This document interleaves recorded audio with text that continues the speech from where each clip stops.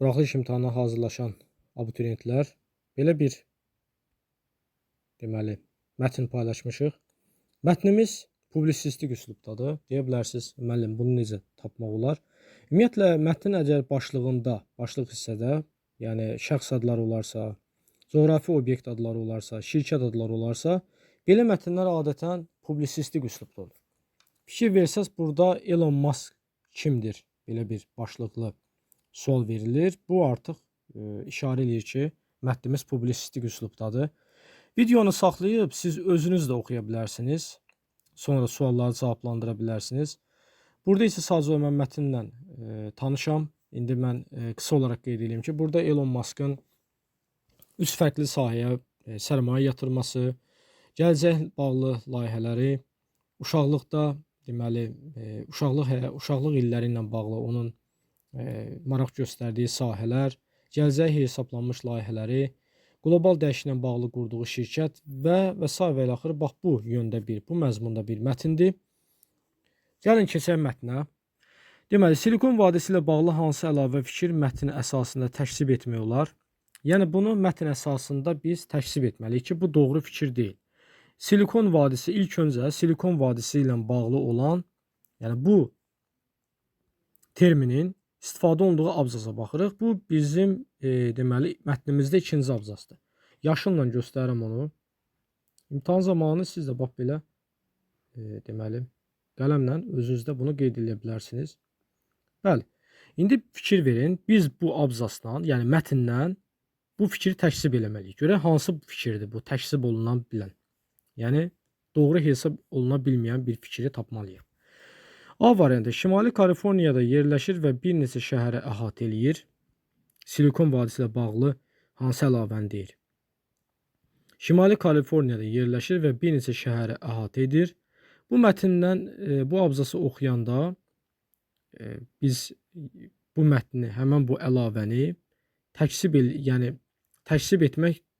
etmək olmayacaq. Şimali Kaliforniyada yerləşir və bir neçə şəhəri əhatə eləyir. İndi gəlin B variantına baxaq. Son dövrlərdə buradakı şirkətlərin çoxu Aya insan göndərmə missiyası uğrunda rəqabət aparır. Fikir versəniz, Amerikada texnologiyanın ürəyi hesab edilən Silikon vadisindəki sərmayəçilərin çoxu, görürsünüz, deyir, adətən internet və kompüter texnologiyasına sərmayə qoyurlar. Deməli, Aya insan göndərmə missiyası bu kosmosdan bağlı olan bir məsələdir. Deyəcəksiniz, bəs müəllim, o abzasda kosmosdan danışılır axı. Yox, orada Elon Musk'ın seçdiyi hədəf idi kosmos. Yəni aydır, günəşdir. Bu sistemlər artıq kosmos sayılır, kosmos sahəsi sayılır. Ona görə də fikir verirsinizsə, bu əlavəni biz mətndən təksib elədik. Yəni deməli, elə bir orada fikir olmalıdır ki, biz onu o fikirlə təksib eləyək. A-nı niyə seçməlidir? Çünki A-da olan o fikirlə təksib eləmək olmur. Amma biz əlavə bir fikri həmən o abzasla təksib eləyirik. Yəni orada o fikrə əsaslanıb təksib eləməliyik. Burada da biz B variantını, yəni burada nə yazıb? Son dövrlərdə buradakı şirkətlərin çoxu nəyə sərmayə qoyurdular? İnternet və kompüterə. Biz bu əlavəni həmən o abzasdakı elə internet və kompüter texnologiya sərmayə qoyurlar fikri ilə təksib eləyirik. Yəni o mətnə əsaslandıq və o fikirdən təksib etdik bu əlaqəni ki, orada əsas sərmayə qoyulan sahə internet və kompüter texnologiyasıdır. Yəni Aya insan göndərmə missiyası deyil. Çünki o artıq kosmosa aid bir sahədir. Onu da görürsünüz, Elon Musk'ın hədəf olaraq seçdiyi sahədir. Deməli, sualımızın doğru cavabı B variantı olacaq. Mətnin tərkib hissələrinin əlaqəsini bərpa etmək üçün hansı düzəliş aparılmalıdır? Mürəkkəb bir sualdır. Gəlin baxaq. Giriş hissəsinin sonuna, bəs onun bu qədər riskli sahəni hədəf seçməsinin səbəbi nə idi? Biz düzəliş aparmaq üçün A-nı seçə bilmərik. Bilirsiniz niyə görə A-nı seçə bilmərik? Çünki A variantında deməli, riskli hədəf seçməsi səbəbi nə idi? Cümləsi artırılmalıdır. Burada bəlli məsələdir ki, yəni o şirkətlərə sərmayə yatırılır. Onlar riskli, 3 fərqli sahə idi. Özü də Yəni üçü də nəhəng şirkətlər idi. Onlar deməli fərqli-fərqli sahələri əhatə eləyirdi. Bu fikirlə fikir verin bizə nə deyir? Deyir mətnin tərkib hissələri əlaqəsini bərpa etmək üçün hansı düzəliş aparılmalıdır? Bunu onsuz da ora yazsaq da, yazmasaq da, onsuz da heç bir məna dəyişmir. Yəni düzgün işlədilib orada. Yəni girişdən sonra əsas qeyd edirəm ki, burada giriş hissə məhz bu abzasdır. Yəni bax bu abzas giriş hissə sayılır. Bizə də niyə görə biz A-nı götürmürük? Çünki biz A variantındakı cümləni ora yazsaq da, yazmasaq da, tərkib hissələri arasında əlaqə onsuz da düzdür. Yəni niyə görə təzədən düzəliş aparmalıyıq? A variantı səhvdir. Üçüncü abzasın ilk cümləsi çıxarılmalıdır. Üçüncü abzasa baxaq. Bu üstəgəlhələri silim çünki artıq bildiniz bu giriş hissədir. Üçüncü abzasa baxanda deməli bəs bir kosmos şirkəti qurmağa nədən başlamaq olar? Belə bir sual qoyulub. Sonra yazıb Musk əvvəlcə bu sayaya aid əldə edilən bildiyi bütün kitabları oxumuş. Fikir versinizsə biz sual işarəsini götürməklə, yəni o cümlənin üstünə xətt çəkək. O cümləni deməli götürməklə heç nə dəyişmir. Götürdük, götürmədik, heç nə dəyişmir. Yəni sadəcə olaraq yenə də onsuz da biz bilirik ki, əvvəlki abzasda kosmosdan danışılır. Üçüncü abzasda bizə deyir ki, yəni söhbət kosmosdan gedir. Yəni ki, onun oxuduğu kitablar məhz bu sahə ilə bağlı idi. Ona görə də ehtiyac yoxdur buna. Gəlin keçək növbətiyə. Üçbucaq işarəsi qoyulmuş abzasın əvvəlinə, bəli, Musk dünyanın gələcəyi ilə bağlı narahatdır cümləsinə əlavə edilməsi məqsədə uyğundur deyir. Məqsədə uyğundur, yəni lazımlıdır. Bax, bu fikri yazmaq olar. Niyə görə? Çünki üçüncü abzas hardadır? Bizə də görün nə deyir? Deyir, üçüncü abzas. Daha doğrusu, üçbucaq işarəsi qoyulmuş, üçbucaq işarəsi qoyulmuş abzas 3 deyil. Baxaq görək. Deməli, 1, 2, 1, 2, 3, 4, 5, 6, 7-ci abzas. Bəli. İndi gəlin görək nədən danışılır bu hissədə. Yaşıl işarəsindən deməli bunu qeyd edirəm ki, rahat görəsiniz. Deyir, qlobal iqlim dəyişikliyinə qarşı qurduğu şirkət SolarCity Amerikanın ən böyük günəş paneli istehsalçısıdır. Bizə nə deyir sualda? Deyir ki, daha doğrusu sualın variantında üçbucaq işarəsi qoyulmuş abzasın əvvəlinə, bəli, Musk dünyanın gələcəyi ilə bağlı narahatdır. Əlavə edilməsi məqsədə uyğundur. Bəli. Uşaqlar, qlobal iqlim dəyişikliyi artıq qlobal iqlim dəyişikliyi bütün bəşəriyyəti əhatə edən bir problemdir. Ona görə də bu cümlə uyğun olması ora düzgündür. Çünki bəli, Musk dünyanın gələcəyi ilə bağlı narahatdır. Əgər biz görsək burada dünya ilə bağlı gedir, dünyada olan bir prosesdir, dünya ilə bağlı bir yaranmış vəziyyətdir. O da qlobal gedəcək, qlobal və dünya.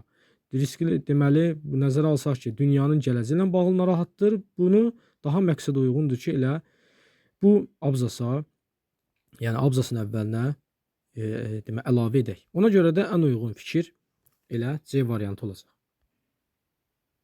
Gəlin keçək növbəti suala. Deməli, növbəti suala keçək. Növbəti sualda nə deyir? Çərçivədə verilmiş sözün mənası ilə bağlı doğru fikirləri müəyyən edin. Çərçivədə verilmiş söz patentlər. Patent sözüdür. Patent sözü təbii ki, bizim sözümüz deyil, alınma sözdür. Qeyd edeyim ki, patent sözü müəlliflik hüququ. Məsələn, bir ixtira eləyirəm, ona bir müəlliflik hüququ qazandıran bir hüquqi sənəddir. Hüquqa malik olan bir sənəddir. Ona görə də biz buna uyğun variantları seçəcəyik. Doğru fikirdir. Sertifikat sözünü əvəz edilənsə düz olmaz. Çünki patent artıq sən nəsə bir ixtira eləyirsən. Sertifikatı məsələn uğurdan da belə deyək də bir yarışın qalibi ola bilərsən, sertifikat verə bilərlər. Yəni ona görə də bu düzgün olmaz. Yəni biri çıxırıq, bir düz gəlməz. Hər hansı hüququ. Fikir versinizsə, hüquq. Elə hüquq məsələsinə gələndə yazır, amma diqqətlə baxın, deyir, hər hansı hüququ, səlahiyyəti təsdiq edən şəhadətnamə anlamındadır. Şəhadətnamə anlamındadır qeyd eləyir. Bu artıq düzdür. Çünki hüquq təsdiq edirsən. Yəni hüquqi sənəddir. Hüquqi bir mahiyyət daşıyan bir sənəddir. Ona görə də 2 daha uyğundur. İkinci düzdür. Bir yerə daxil olmaq üçün verilən icazə vərəqi deməkdir. Yox. Belə bir daxil olmaq üçün mən bayaq dedim ki, patent bir ixtira eləyirsən, ona ixtira deməli həmin o ixtiraya verilən hüquqi sənəddir. Bir növ müəlliflik hüququ qazandıran bir sənəddir. Gəlin 4-ə baxaq. Tələbləri ödəyən ixtiraya patent verildi. Bəli, bax bu cümlədə yazır ki, həmin mənaya uyğun mənada işlədilib. 4 düzdür. Deməli, sualımızın doğru cavabı 2-4 çıxacaq. D variantı. Gəlin 5-ə baxaq. Əvvəllər məlum olmayan bir şeyi tapıb üzə çıxarmaq mənasındadır. Yox, bu patentlə heç bir əlaqəsi olmayan bir cümlədir. Deməli, cavab olacaq D. Mətnə əsasən, növbəti suala baxaq. Mətnə əsasən cədvəli tamamlayan fikirləri müəyyən edin. Deməli, Mask müddiadır. Müddəa artıq ümumi bir fikirdir. Mask gördüyü işlərlə bütünlükdə bir ekosistem dizayn edir. Ekosistem. Yəni bu fikir, yəni bu sözə diqqət eləyin və buna uyğun da biz faktlar olaraq müəyyənləşdirməliyik. Yəni müddianı əsaslandıran fakt hansı olacaq? Artıq elə o sözdən biz yola çıxaraq bunu rahat tapa bilərik. Öz biliklərini daim inkişaf etdirir. Biliklə bağlı ekosistem bir sizə uşaqlar. Yəni ekosistem, ekologiyanı əhatə edən bir sistemdir. Burada günəş, təbiət əlaqələri, söhbət kosmosdan getmir. Yəni biz deyə bilərik ki, məsələn, ay, günəş, daha doğrusu aya insanların getməsi, bayaq belə bir cümləmiz vardı. O artıq kosmosa aid bir məsələdir. Əgər günəş enerjisinin burada təmiz havaya, havanla bağlı qlobal iqlim dəyişikliyinin qarşısını almaq üçün bir əsas məzmun kəsb eləyirsə, ona görə də biz bu cəhətdən, yəni ekosistem, ekoloji tarazlığın qorunması kimi məsələlərdə biz təbii ki, cəmiyyətə hesablanmış, bəşəriyyətin rifahını düşünən bir məsələləri buradan tapmalıyıq. Ona görə də biri seçməyəcəyik. Çünki bir uyğun gəlmir. Kosmos bu da tamamilə yad bir sahədir. Yəni onunla uyğun təşkil eləmir. Baxın, günəş enerjisini elektrik enerjisinə çevirən panellər istehsal edir. Bu da təbii ki, ekosistemə xeyirdir. Yəni təbiətdə çirkləndirməni azaldır. Ona görə də biri 3-dür. İnternet sahəsi tamam texnologiya ilə bağlı sahədir. Bu da uyğun deyil. Fikir verin növbətiyə.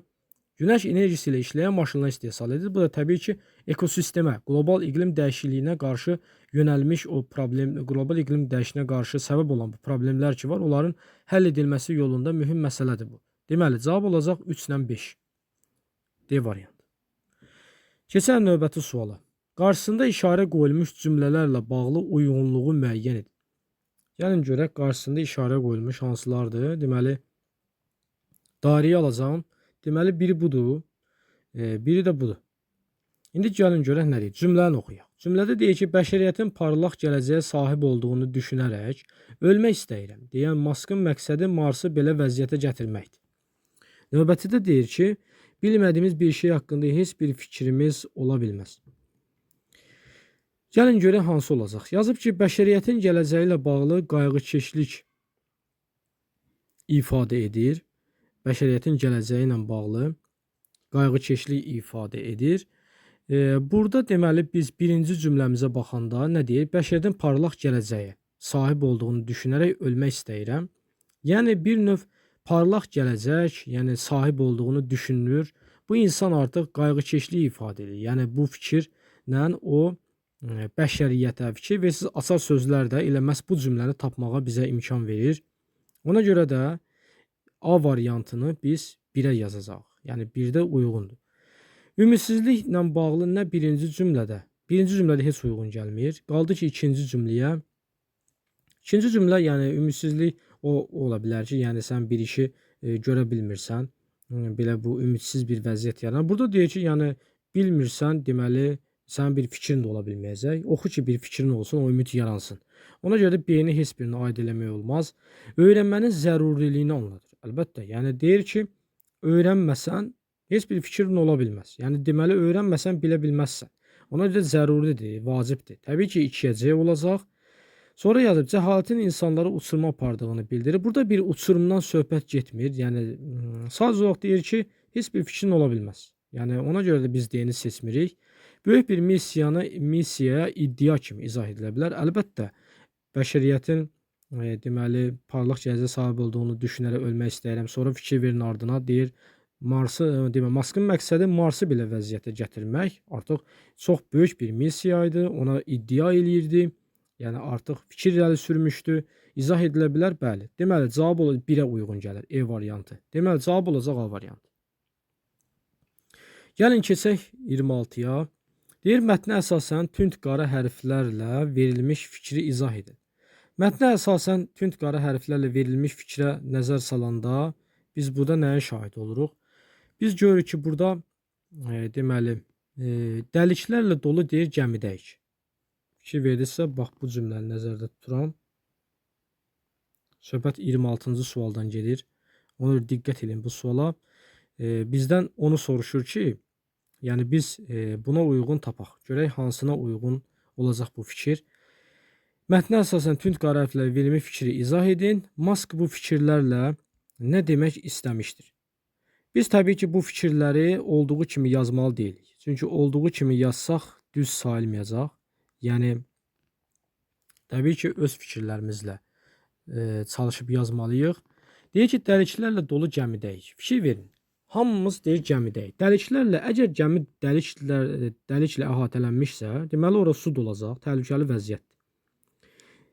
Sonra deyir ki, bu gəmiyə su yığılır. Su yığılırsa, deməli, yenə də deyirəm, təhlükəli vəziyyətdir. İnsanların həyatı üçün təhlükəli vəziyyətdir. Biz həmin suyu boşalda biləcək də olsa yaradırıq. Deməli, hər birimiz buna çalışırıq, çalışmalıyıq ki, o birlikdə bu işin öhdəsindən gələk. Siz olsa idiniz, deyil, Dolçanın dizaynını paylaşmazdınızmı? İlk olaraq mətnə belə yanaşın. Yəni, izah etdiyim kimi. İndi gəlin bunu cümlələrimizlə əhatə eləyək. Daha da yəni uyğun belə fikir yazaq. Deməli, dəliklərlə dolu gəmidəyik deyəndə bu dünyanı nəzərdə tutur.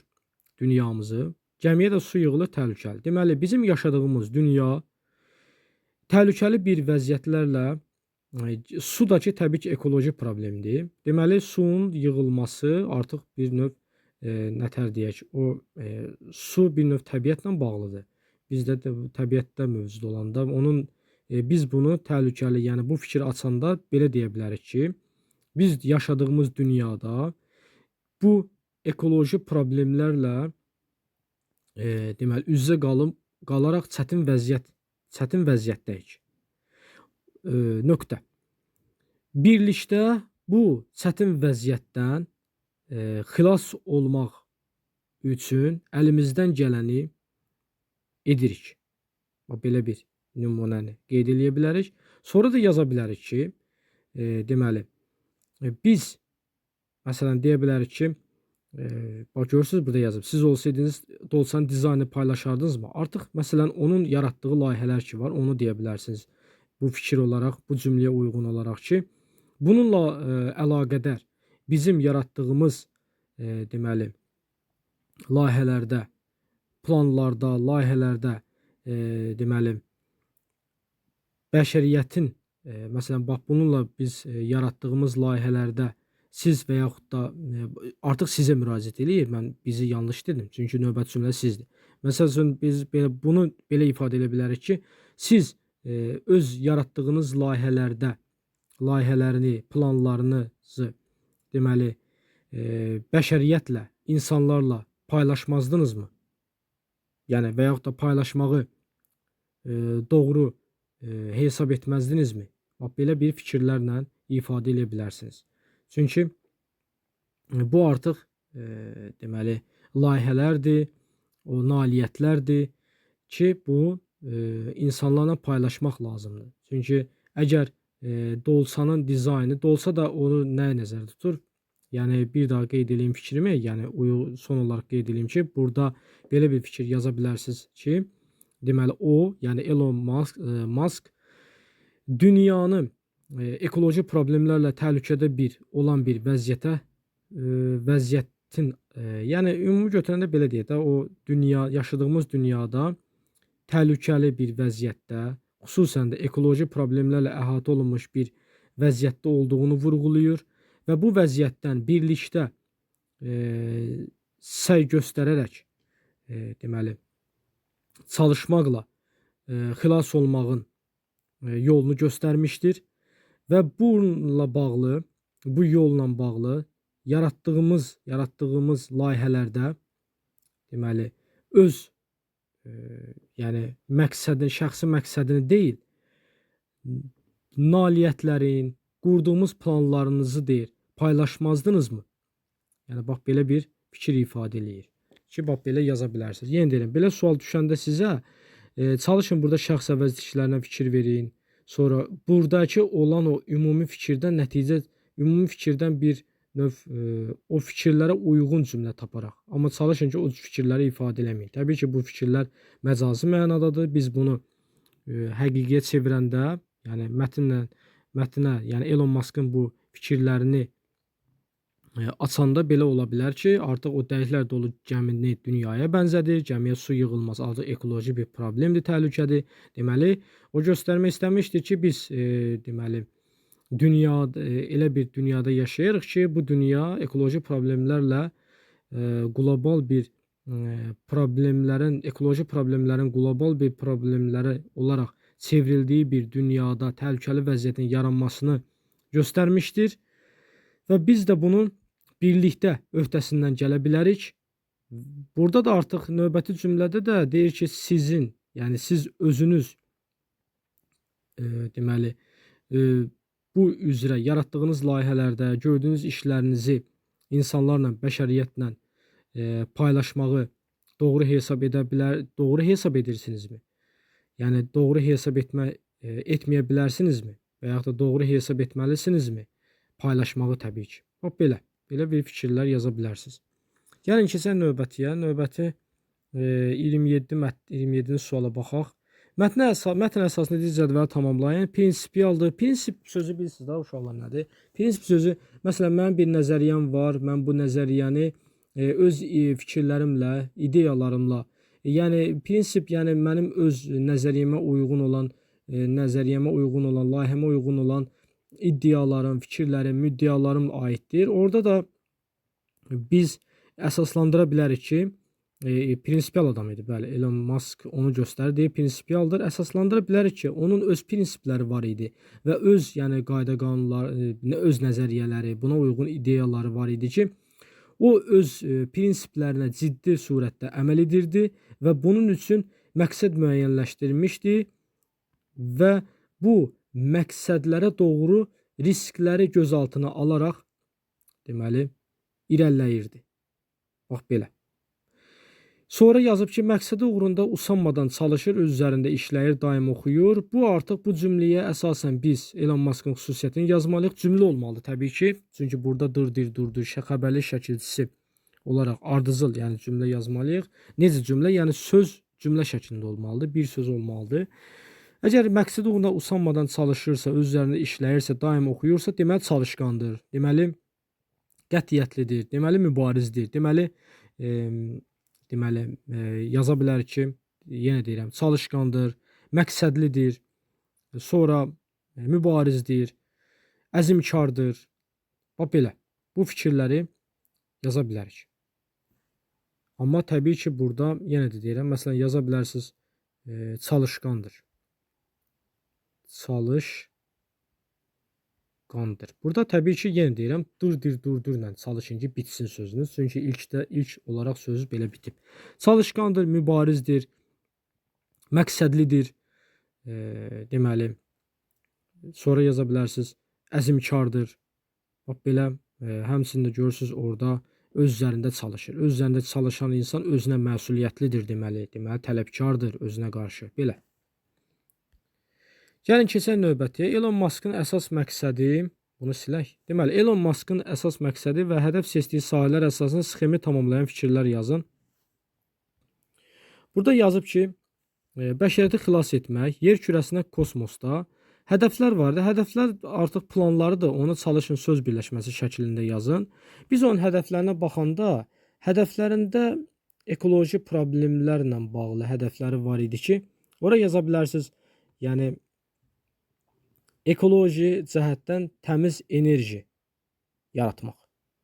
Bax, bura qeyd edə bilərsiniz. Ekoloji cəhətdən, bax bu hissəyə, mən başlıq hərflərini yazım.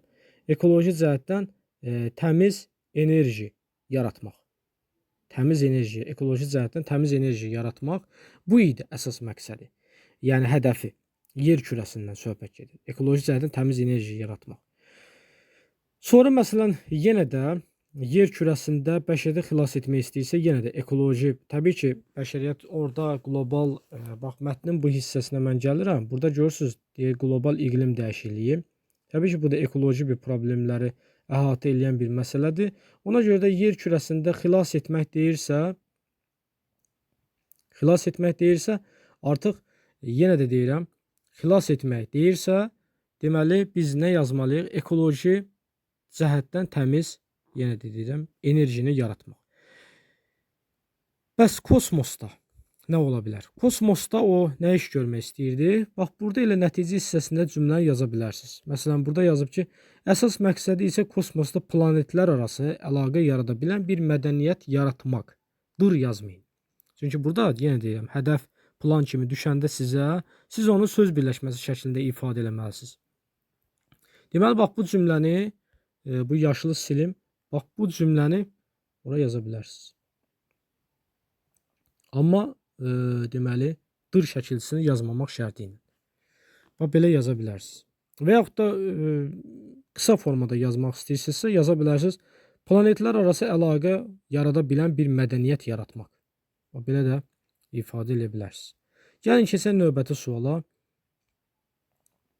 Mətndə altından xətt çəkilmiş sözlərin funksiyasının əsasında cədvəli tamamlayın. Bilirsiniz, sözlərin funksiyaları var. Poetik funksiya var, informativ funksiya var, terminoloji funksiya var. İnformativ funksiya sözün məlumat xarakterli funksiyasıdır. Poetik funksiya məcazi mənalı. Terminoloji funksiya onun elmi, deməli, terminologiya əsaslanan bir funksiyasıdır. Gəlin baxaq. Altından xətt çəkilmiş sözlərə. Mən bunu yaşıl işarəsi ilə göstərəcəm. Altından xətt çəkilmiş sözlərimiz hansıdır? 2 dəqiqə buradan o sözləri tapaq. Deməli, biri ürəyi sözüdür, uşaqlar. Biri də dostu sözü. Hər ikisi də poetik. Texnologiyanın ürəyi təbii ki, poetikdir. Təbiətin dostu poetikdir. Məcazi mənalıdır. Təbiətin dostu olmur. Deməli, nə yazacaq bura? Poetik. Poetik. İkisinə də aiddir bu. Poetik. Deməli, poetik. İndi biz bunu başqa funksiyada. Yerdə neçə dənə funksiyamız qaldı? İnformativ və terminologiya. Siz çalışın elə bunu informativ funksiyada istifadə eləyin. Əgər burada texnologiya ürəyi yazıbsa, deməli siz onu həqiqi olaraq istifadə edə bilərsiniz. Məsələn, xəstənin ürəyi ağrıyırdı. Burada yaza bilərsiniz. İkinciyə də yaza bilərsiniz. Yoxsa yox. Birinci ürəyidir. İkinciyə də yaza bilərsiniz. Mənim dostum, deməli, digər dostlarımdan həqiqətən də seçilir. Və yaxud da mənim dostum ali məktəbə qəbul oldu. Belə fikirlər yaza bilərsiniz. Gəlin keçək sonuncu sualımıza. Sonuncu buranı silək. Deməli, sonuncu sualımıza baxırıq. Mətnin tərkib hissələri. Mətnin tərkib hissələri bilirsiniz də, giriş, əsas, nəticədir. Cədvələ əsas tamamlamalıyıq. Deməli, giriş hissəyə gələndə, gəlin giriş hissəyə baxaq. Giriş hissəni bayaq qeyd elədim, bir də qeyd eləyirəm. Giriş hissə uşaqlar, bax bu hissədir. Bu hissədir. Bu hissədən ümumi bir fikir çıxartmalısınız, amma söz birləşməsi şəklində olmalıdır. Söz birləşməsi şəklində. Yaza bilərik ki, məsələn, Elon Musk'ın 3 fərqli sahəyə, deməli, sərmayə yatırması. Bax, bunu yaza bilərsiniz. Və yaxud da Elon Musk'ın hədəfləri. Bunu bax, belə yaza bilərsiniz. Giriş hissəsinə. 2 dəqiqə. Baxaq görə haradadır? Bəli, bax bura. Bunlar isə asandır. Yazıb uşaqlıq dövründə seçilmiş hədəflərə sadiqlik. Gəlin baxaq, uşaqlıq dövrü onun məktəb illərini təsadüf edən bir dövrüdür. Bu da gəlir düşür, baxın, nəticə hissəsinə. Deməli, nə yazacaq bura? Nəticə. Nəticə. Qaldı ki, uşaqlıq dövründə seçilmiş hədəflərə sadiqlik. Bu artıq təbii ki, seçilmiş hədəflər var idi. Onun hədəflərinə baxanda, bir dəqiqə yox, mən səhv dedim. Uşaqlıq dövrü mən buna yazmalıydım, çünki deyirəm, amma bura yazıram. Uşaqlıq dövrü bəli, nəticədir. Nəticə, çünki bayaq qeyd elədim, bax bu hissəyə bir də gələk, yaşılla göstərmişəm. Görürsünüz, məktəb illəri uşaqlıq dövrüdür. Gəlin keçək növbətiyə, deyib bəşəriyyətin rifahı uğrunda mübarizə. Mübarizəni aparır, təbii ki, mətnin əsas hissəsindən bağlı cümlələrdə onun mübarizə aparması ilə bağlı deməli cümlələr keçir. Bu məzmunda cümlələr keçir mətnin əsas hissələrində. Bu da nə olacaq? O da olacaq əsas. Yəni bircə dəqiqə buranı silək. Bax, burada yazacağıq əsas.